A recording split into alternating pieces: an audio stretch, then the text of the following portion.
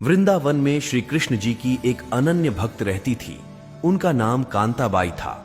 वह कृष्ण जी को लल्ला बुलाती, रोज उनकी सेवा करती, नहला धुलाकर भोग लगाकर उनके पास बैठ खूब बातें करती, खूब लाड़ करती। मजाल की कभी उनको जरा सी भी तकलीफ आ जाए। एक दिन कांताबाई अपने लल्ला का सब काम कर उसे विश्राम करवा खुद भी विश्राम करने लगी। तभी उसे जोर जोर से हिचकियां शुरू हो गई। कांताबाई समझ नहीं पा रही थी कि वो क्या करे।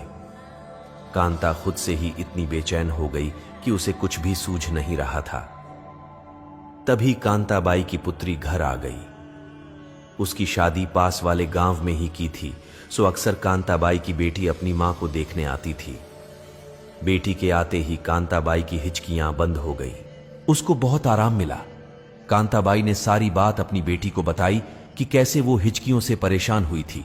उनकी बेटी ने कहा, मां, मैं सच्चे मन से याद कर रही थी, तभी तुम्हें हिचकियां आ रही थी। अब मैं आ गई हूं तो तुम्हारी हिचकियां भी बंद हो गई है। कांताबाई ने हैरान होकर बोला, क्या सच में ऐसा होता है? उसकी बेटी ने जवाब में कहा, हां जी मां, जब हम किसी को सच्चे मन से याद करते हैं तो हमारे अपनों को हिचकियां आती हैं। कांताबाई ने सोचा, मैं तो अपने ठाकुर जी को हर पल याद करती रहती हूं, मेरे लल्ला को तो कितनी हिचकियां आती होगी। नहीं, अब ऐसा नहीं होगा। मैं अपने लल्ला को याद नहीं करूंगी, ना ही परेशान करूंगी। उसी दिन से कांताबाई ने लल्ला को याद करना छोड़ दिया। अपनी पुत्री को लल्ला को देकर खुद को दूसरे कामों में खुद को व्यस्त कर लिया। सच में लल्ला को याद ना किया। देखते ही देखते कई सप्ताह बीत गए। एक दिन कांताबाई सो रही थी कि उसके लल्ला यानी खुद ठाकुर जी उसके सपनों में आई और उसके पैरों के पास आकर बैठ गए। खुशी के आंसुओं के साथ वो रोने लगते हैं।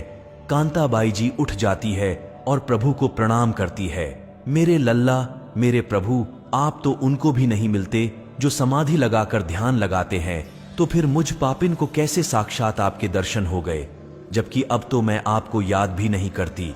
कृष्ण जी ने मुस्कुराते हुए कहा, मां, जब भी कोई मुझे याद करता है तो उसके पीछे उसका स्वार्थ होता है, या कोई साधु जिसको मुक्ति पाने का स्वार्थ छुपा होता है।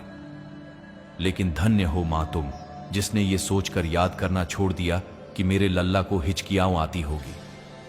मेरी इतनी परवाह करने वाली मां भक्त पहली बार देखी है।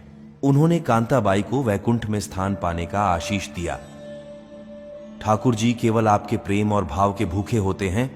भगवान केवल भाव के भूखे हैं। जो भी भक्त भगवान को भाव से पुकारता है, भगवान उनके घर दौड़े चले आते हैं।